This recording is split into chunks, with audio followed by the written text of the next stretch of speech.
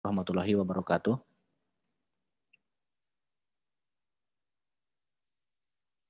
Oke, yang lainnya mungkin bisa nyusul bergabung ya. Oke, bab integrasi nasional ya. Ini uraiannya sudah saya sampaikan di channel YouTube saya selama 20 menit. Mungkin saya akan mengomentari atau menjawab beberapa pertanyaan yang kelas Anda ajukan di sini. Tentang integrasi nasional ini dari yang pertama dari Muhammad Farid sudah hadir? Sudah gabung? Hadir, Pak. Ya. Indonesia memiliki banyak keragaman suku dan budaya di setiap daerahnya masing-masing, menimbulkan rasa etnosentris. Apa itu etnosentrisme? Rasa mengagumi pada budayanya sendiri, Pak. Ya, etno itu suku ya. Ya, rasisme ya, budaya menjadi sebuah konflik dan ancaman. Bagaimana peran kita dalam menyikapi kasus macam antisipasi yang harus dilakukan ya? Kamu dari mana berasal, Farid? Farid? Tasikmalaya, Pak. Orang Tasik ya. Kota kabupaten? Kota. Kota. Kamu orang Tasik, berarti orang luar. Oke, berbicara masalah etnosentris ya, ini kan sebenarnya kekayaan alam ya. Etnosentris itu kekayaan alam, memang itulah bangsa Indonesia ya. Karena dari etno-etno yang ada ya. Tapi kalau misalkan sudah menjadi paham, apalagi paham tersebut dijadikan sebagai yang menjadi fanatik kedaerahan lah ya, itu kan memunculkan budaya negatif yang disebut dengan ya bisa disebut dengan primordialisme ya, chauvinisme gitu kan, sampai menimbulkan konflik antar suku ya. Ya kita bukan berarti tidak boleh ya dengan adanya sekarang kan sedang musim-musimnya pendidikan karakter berbasis kearifan lokal gitu kan. Itu kan sebenarnya untuk memunculkan rasa kesadaran ya bahwa bangsa Indonesia itu bangsa yang besar karena daerah gitu kan. Bukan, jadi proses integrasi Indonesia itu bukan proses melahirkan budaya baru ya. Seperti asimilasi budaya, kalau dalam sosiologi kan ada asimilasi ya. Jadi menghilang budaya-budaya, mungkin kalau misalnya prosesnya budaya baru kita menjadi Indonesia, tidak ada suku-suku gitu kan, tidak ada budaya-budaya daerah. Tapi murni ya pure budaya nasional gitu kan. Hilang. Jadi proses yang menghilangkan budaya asli itu asimilasi. Bagaimana budaya barunya gitu kan? Kita kan tidak ya. Tetap saja biarlah etno-etno itu mengembangkan rasa daerahnya gitu kan. Budaya daerahnya ya, sebagai kekayaan eh, budaya nasional gitu kan. Tapi yang muncul ketika proses terbentuknya Indonesia ya modern di kurun waktu mungkin 70, 80 sampai tahun 90 sampai sekarang itu yang dikhawatirkan adalah bukannya eh, melahirkan budaya nasional yang tetap mempertahankan kearifan lokal gitu ya, tetapi lebih pada pengaruh budaya global gitu. Itu yang menjadi pertentangan terbesarnya gitu ya. Yang terjadi malah budaya global, artinya budaya pengaruh-pengaruh budaya luar lebih kuat ya ketimbang budaya nasional, apalagi budaya daerah. Ya. Karena memang di generasi-generasi mungkin setelah reformasi itu banyak sekali ya anak-anak daerah yang tidak mengenal atau tidak cinta budaya daerahnya, banyak yang menghilang ya. Jadi kalau ada di sekolah sempat ada kebijakan misalnya menggunakan pakaian daerah ya, di Bandung itu ada Rebo Nyunda misalnya, atau di Jawa mungkin juga sama ya di jadi dalam sehari mungkin ada memakai pakaian adat ya gitu. Itu dalam rangka menggugah kesadaran ya. Itu yang menjadi tantangan terbesar kita ya dalam menghadapi budaya global sebenarnya ya. Tantangannya budaya global ya. Yang lebih hedonis mungkin ya dan sangat konsumtif ya. Itu yang menjadi tantangan gitu ya. Kalau untuk urusan budaya saya kira tidak ada urusan budaya baru saya kira ya kalau di Indonesia ya. Karena memang yang mempersatukan kita kalau di bab depan ya, ini juga mungkin yang menjadi akan bahan-bahan untuk bab 1 ya, untuk kelompok 1. Saya kasih bocoran dari awal ya kan, di bab identitas nasional itu kan yang membuat kita bersatu adalah bahasa itu kan. Kalau bahasa kita memang punya bahasa persatuan ya. Kalau budaya kan tidak ada budaya persatuan ya.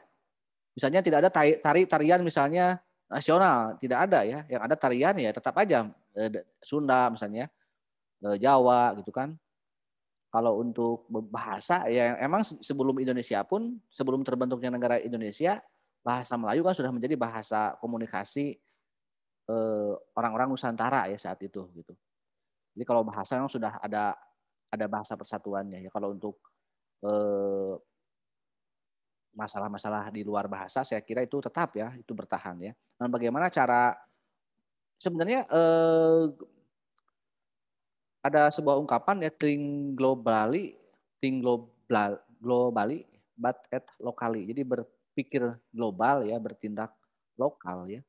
Kan Anda sedang mengenyam pendidikan tinggi ini kan dalam rangka menciptakan generasi yang memang intelektual ya, orang-orang intelektual yang ya berharap berpikir global, tidak masalah kita berpikir global ya.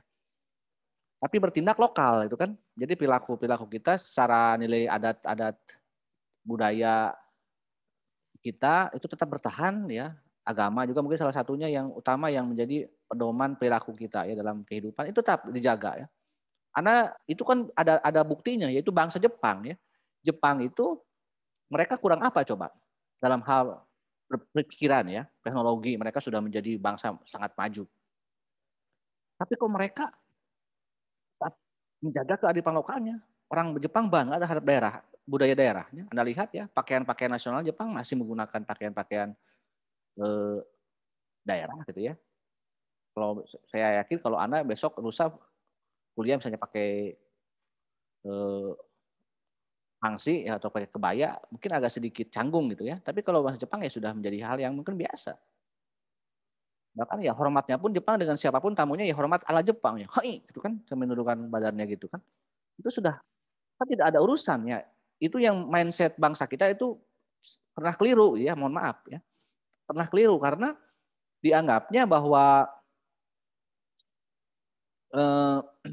dengan berperilaku budaya daerah itu akan bertindak juga lokal, bertindak primitif, padahal kan tidak, itu kan. Bangsa maju justru tetap menjaga sebagian besar bangsa maju ya, tetap menjaga atau ada bangsa maju yang memang berhasil menjaga kelestarian budayanya tanpa dia itu kalah bersaing dalam menghadapi globalisasi ya, teknologi maupun ilmu pengetahuan.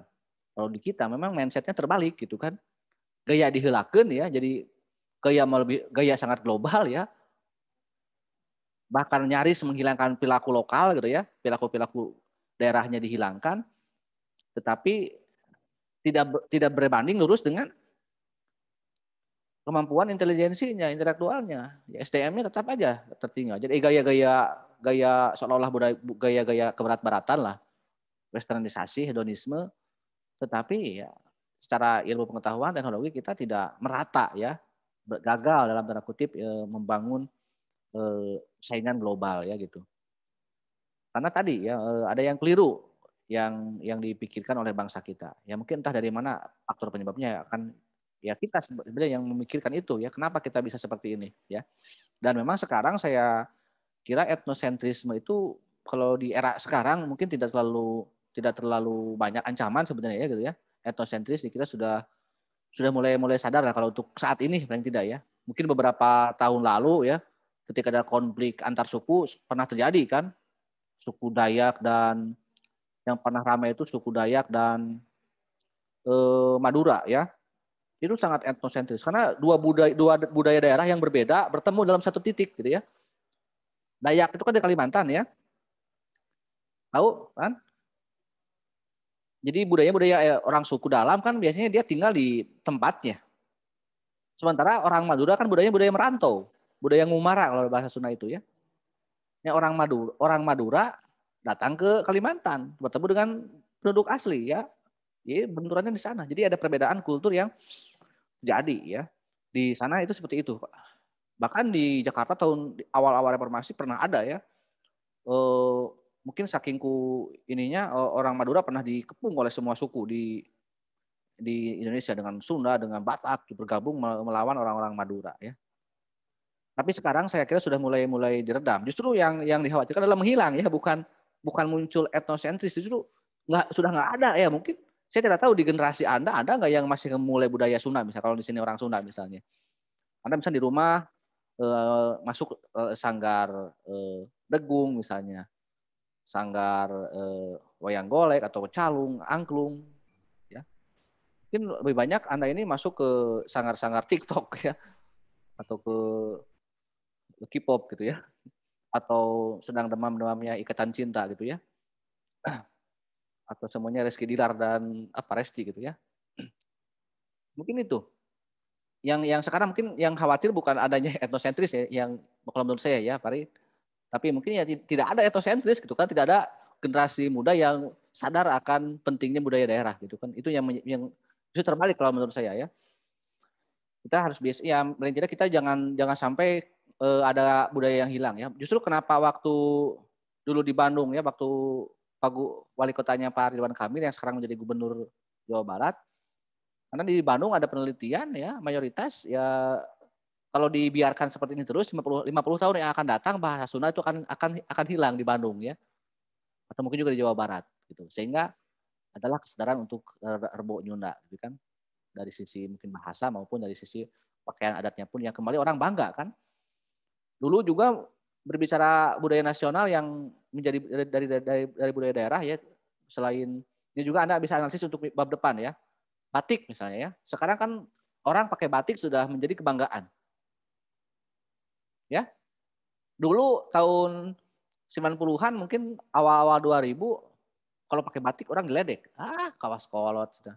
Anak-anak muda pakai batik itu dianggap disengserikan. Tiba-tiba Malaysia mengklaim batik adalah kekayaan alam Malaysia, kekayaan budaya Malaysia. Wah, uring-uringan ya.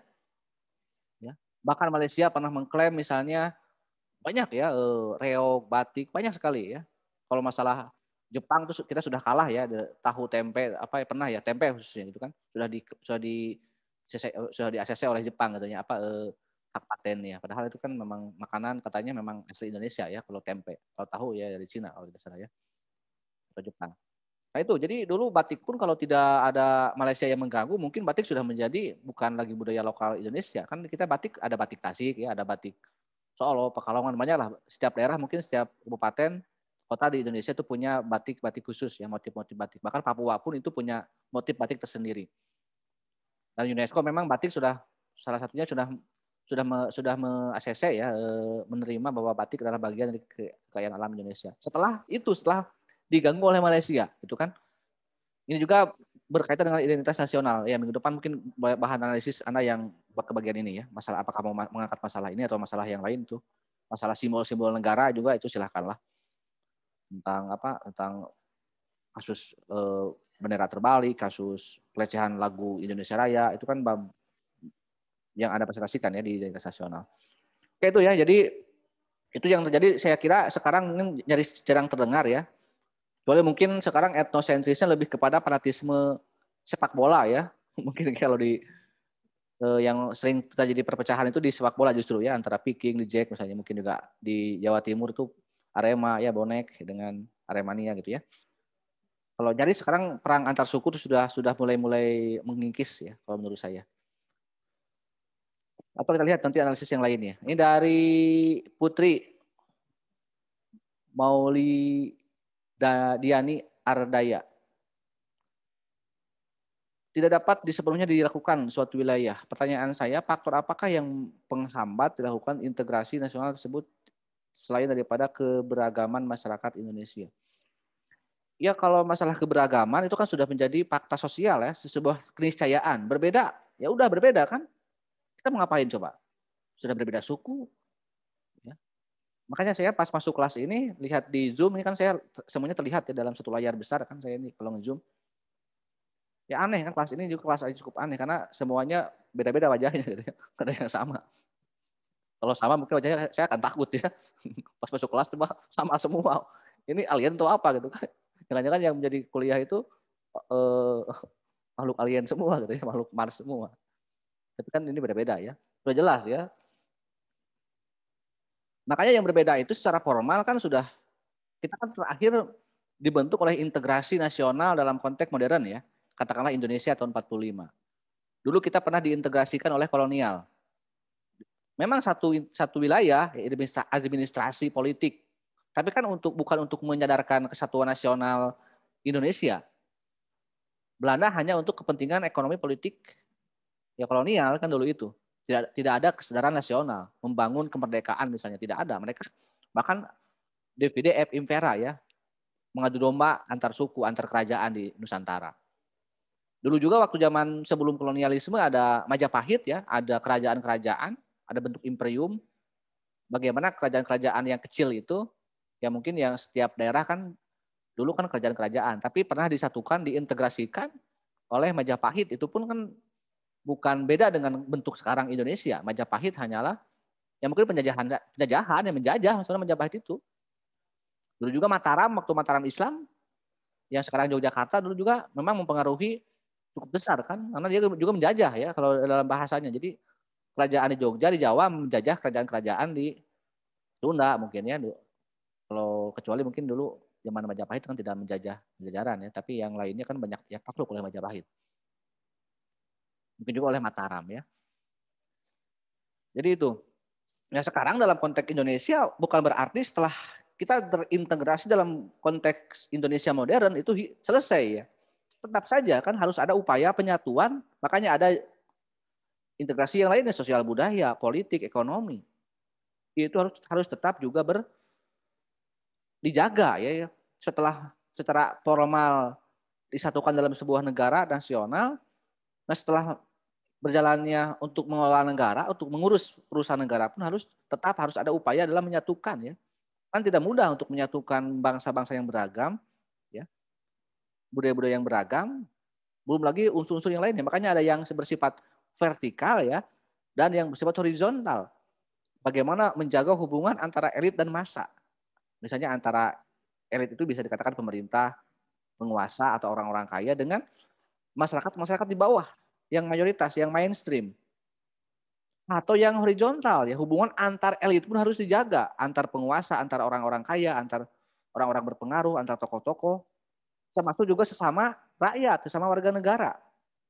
Ya kita yang beragam daerah itu bagaimana? Yang beragam provinsi, yang beragam bahasa, budaya, agama juga harus tetap bisa menjaga.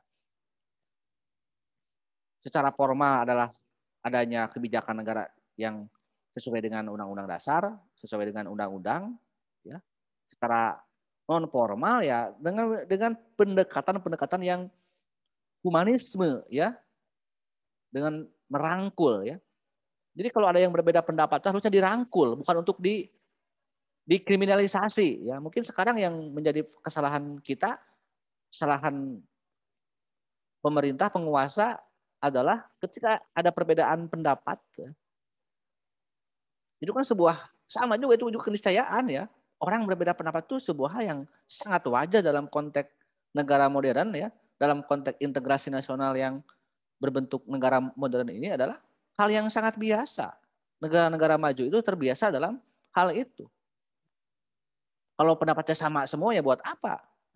Berarti kita ini bukan demokrasi dong, gitu. Bukan modern dong kalau maunya sama pendapatnya. Ya, semua partai harus berkuasa misalnya, harus mendukung penguasa.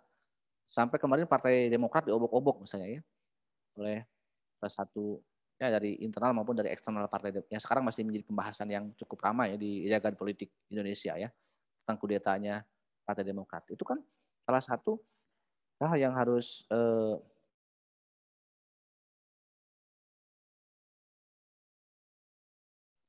tidak mungkin lah ya dalam konteks negara demokrasi. Makanya lihat kita contoh negara maju, contohlah yang paling mudah. Saya bilang Amerika Serikat yang sering saya contohkan.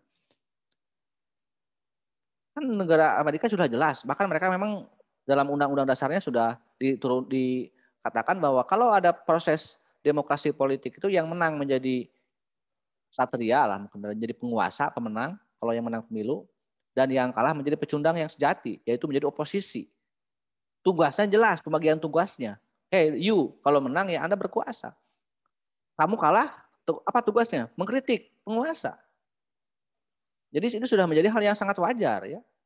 Di kita kan memang tidak secara formal tidak diatur sedemikian rupa. Tetapi kalau kita mau sedikit lebih maju, seharusnya kalau ada yang berbeda pandangan itu tetap aja itu sebagai salah satu aset bangsa sebenarnya harusnya.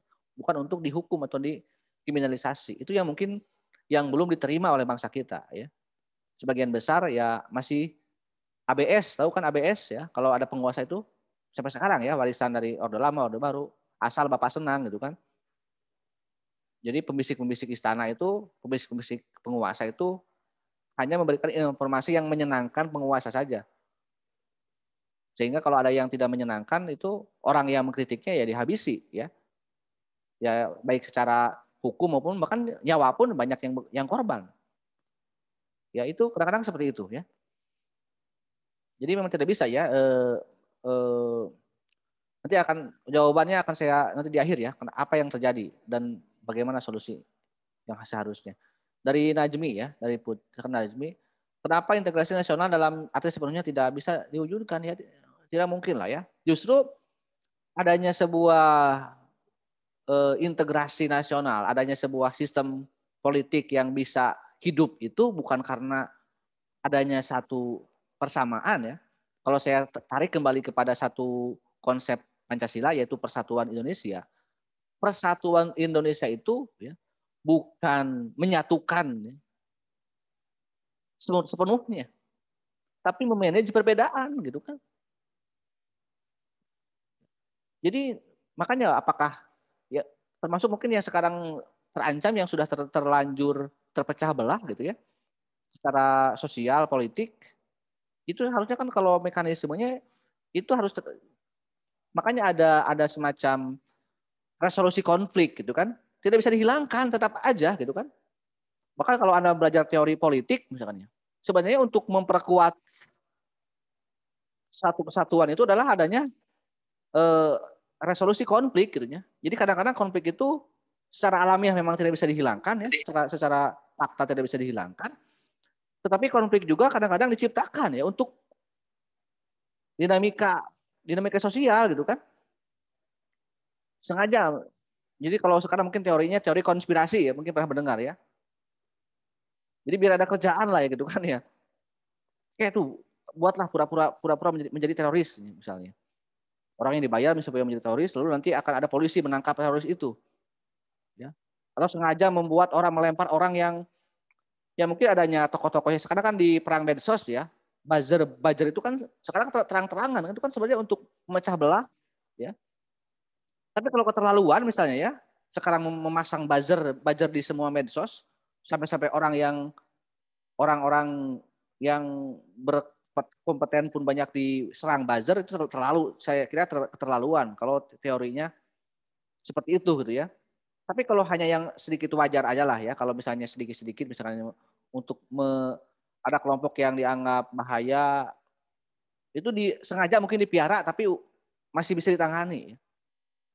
Sekarang kan kurang mungkin kalau menurut saya kurang cerdas ya, karena ketahuan itu kan, buzzer ketahuan siapa yang mendanainya, ya. Dia ngaku juga dapat bayaran, jadi ketahuan. Kalau dulu kan orang-orang seperti itu relatif zaman dulu lebih silent ya, seperti zaman Orde Baru ada Petrus ya.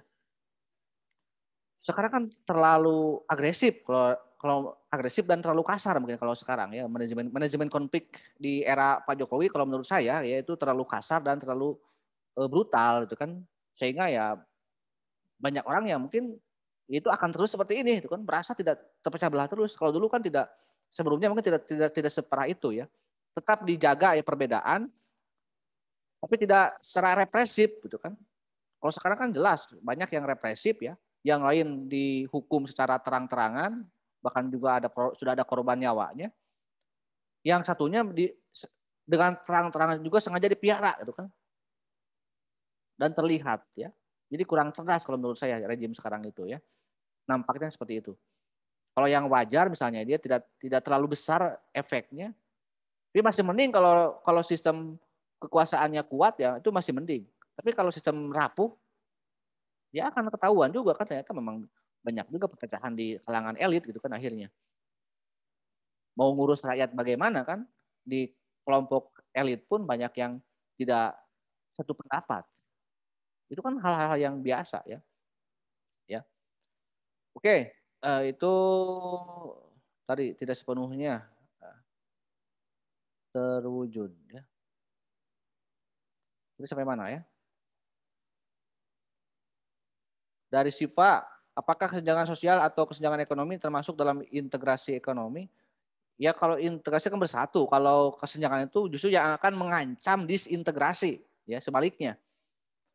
Yang saya bilang bahwa di awal mungkin masalah-masalah Papua, masalah-masalah Aceh itu bukan berarti karena kesenjangan secara eh, karena landasan historis maupun landasan sosiologis yang berbeda ya. Papua tahu sendiri bahwa secara agama, secara suku berbeda dengan suku-suku yang lainnya.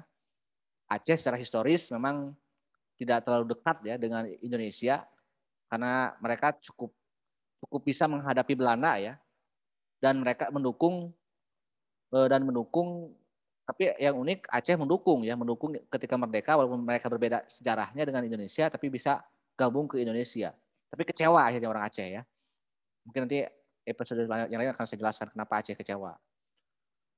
Papua kan dipaksa untuk bersatu ya karena kita mengalahkan bahkan terakhir setelah Aceh ya. Dulu Timor Leste sudah jelas ya bersatu dan berpisah lagi ya. Kalau Papua saya kira dari sekian banyak kecenderungan lebih banyak perbedaannya daripada persamaan dengan Papua. Yang menyamakan kita dengan Papua hanya satu, yaitu sama-sama dijajah oleh Belanda saja. Yang lainnya itu berbeda. Sehingga ya itu yang akan senantiasa akan. Nah sebenarnya oke lah urusan-urusan yang saya uraikan mungkin akan selesai asal dengan catatan jangan ada diskriminasi daerah. Dulu kenapa ada perpecahan antar suku, antar golongan, antar daerah, merasa tidak puas terhadap pusat, terhadap Jawa, terhadap Jakarta, terhadap Soekarno, terhadap Soeharto. Karena bayangkan ya, manajemen ekonomi pembangunannya itu lebih berpusat pada di Pulau Jawa. Sementara kekayaan alam kita itu kan yang menjadi sumber dana, sumber uang Indonesia kan bukan hanya Jawa, tapi mungkin Kalimantan, Sumatera, Papua lebih banyak yang menyumbang APBN ke pusat. Tapi orientasi pembangunannya itu lebih banyak di Jakarta, di Jawa. Sementara yang pusat-pusat emas, pusat-pusat batu bara di luar Jawa banyak yang tidak dibangun. Itulah yang disebut dengan kesenjangan sosial maupun kesenjangan ekonomi. Yang jadi merasa tidak adil pusat terhadap daerah. Makanya di reformasi itu ada otonomi daerah. Ya.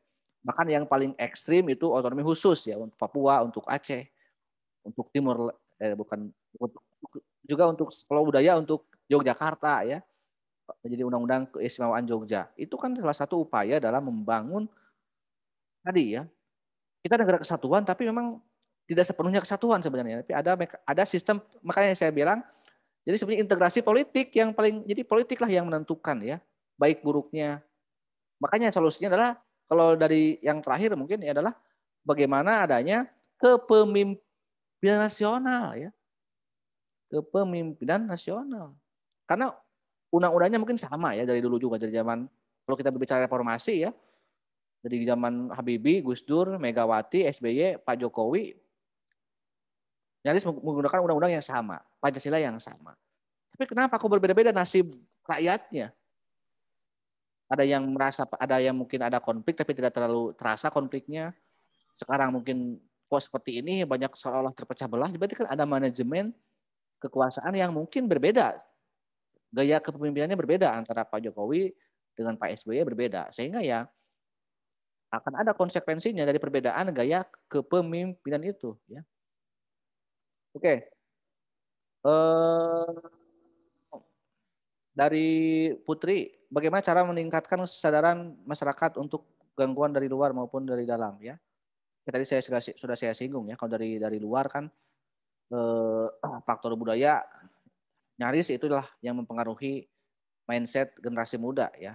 mungkin lebih mengenal budaya luar daripada budaya lokal, dan bagaimana cara kita sebagai masyarakat untuk mengatasi gangguan dari luar yang mengancam integrasi nasional. Ya, perkuat pertahanan nasional. Kalau bicara kedaulatan negara, ya apakah kedaulatan ekonomi, kedaulatan pangan, kedaulatan yang lainnya, semuanya harus dalam satu tahapan. Ya mungkinlah ini bisa Anda diskusikan di bab-bab yang lain ya, berbicara masalah sektor-sektor, mungkin di bab terakhir nanti ada geopolitik, ada geostrategi ya, tentang bagaimana menghadapi ancaman, tantangan, hambatan dan gangguan. Upaya apa saja yang perlu kita lakukan untuk menghadapi ancaman dalam membangun dan memelihara integrasi nasional ya. Kalau rakyat, kita punya apa sih? Kita bisa apa, Kak? Yang bisa membangun kekuatan ekonomi politik itu adalah negara, pemerintah, penguasa. Pemerintah, bukan kita. Kita mah bisa ngapain coba ya? Yang punya uang negara, yang mengurus uang adalah penguasa, pemerintah. Yang punya kewenangan aturannya, kewenangan power authority-nya mereka. Yang mereka sebenarnya yang harus bisa mengarahkan bangsa ini ya, bukan rakyat. Rakyat apa ya, tergantung nakodanya kan. Kalau nakodanya bagus, mengarahkannya, uangnya dikelola dengan baik, aturannya juga dipakai dengan baik, ya mungkin akan tepat sasaran gitu kan. Tapi kalau misalnya uangnya banyak ke kantong-kantong pribadi, aturan hukumnya banyak berpihak pada investor, pada mafia, para naga ya, yang banyak merampok uang-uang orang-orang asing yang merampok uang-uang negara, ya akan semakin terpuruk ekonomi gitu kan. Kalau ekonomi sudah terpuruk ya maka politik semuanya terpuruk, ya pendidikan pun terpuruk. Karena tahu kan sekarang DPR, pemerintah sedang menggodok undang-undang pendidikan nasional yang sudah menghilangkan ya, kalau tidak ada yang orang-orang akademisi yang kritis, dosen yang kritis, mungkin kita akan kehilangan fondasi dalam berpendidikan, yaitu menghilangkan ketuhanan yang Maha Esa. Ya. Nyaris minggu lalu ya, beberapa presiden ada perpres tentang miras ya, melonggarkan miras. Tapi akhirnya perpresnya dicabut oleh presiden sendiri gitu kan gitu ya. Jadi kadang-kadang itu yang terjadi kan gitu ya.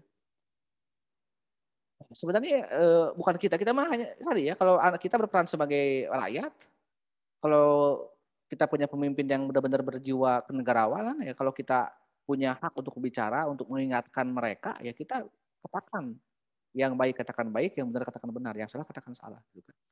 Itulah kalau kita mau menjadi bangsa yang maju. Tapi kalau kita dibentuk untuk memuji pemerintah, memuji penguasa ya, untuk taat, untuk samina wa ata'na ke penguasa tanpa rasionalitas ya, saya kira itu tidak akan menjadi bangsa yang maju ya.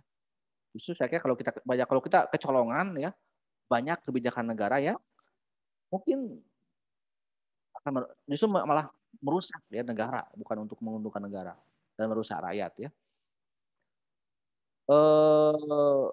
Ancaman dari luar ini tadi sudah ya, bagaimana upaya pemerintah dalam menghadapi ancaman disintegrasi nasional, ya harus punya prinsip pemerintahannya. Kalau tidak punya prinsip, penguasanya ya mungkin akan menggunakan prinsip orang lain gitu kan. Makanya harus jelas kalau punya pemimpin itu ya, kemana maunya, mau apa sih maunya gitu kan. Tapi kalau mereka banyak maunya tanpa ini kan juga kurang ini ya. Jadi Dede, apa faktor saja yang jadi penghambat integrasi nasional ya? Ya banyak sekali tadi ya. Selain tadi faktor-faktor kesenjangan, faktor budaya ya, yang sedikitnya ada juga masalah primordialisme. Tetapi mungkin yang paling kerasa sekarang adalah ketidakadilan ya, yang dilakukan oleh negara ya. Kalau saya yakin kalau negaranya adil, kalau penguasanya adil, tidak mungkin ada perpecahan ya. Adil bukan hanya untuk para pendukung, tapi juga adil untuk semua yang bukan pendukungnya. Bagaimana peran upaya pemerintah dalam menghadapi tadi ya, saya bersama dengan Dede, sistem politik ya. Nah ini yang saya sering ungkapkan ya, politik adalah tergantung bagaimana kepemimpinan nasional menjalankan konstitusi ya, menjalankan dasar negara. Oke lah, kita lanjut ya mungkin di diskusi-diskusi di bab-bab selanjutnya, karena akan menjadi bahasan yang mungkin bisa lebih terarah lagi, karena Anda semua dituntut untuk lebih aktif ya di mulai minggu depan. Sekian dari saya, mohon maaf ya. Dan saya minta laporan screenshot ya untuk kelas ini, nanti dikirim ke WA saya. Assalamualaikum warahmatullahi wabarakatuh. Sudah ada yang meng-screenshot bukan? Belum? Kalau belum coba screenshot dulu, nanti KM kirim ke saya ya, bukti pembelajaran kita hari ini. Oke, saya tutup ya. Karena ini sebentar lagi akan mati ya. Saya masih menggunakan Zoom yang biasa, yang 40 menit. Belum menggunakan yang Zoom yang lama. Oke, saya tutup ya.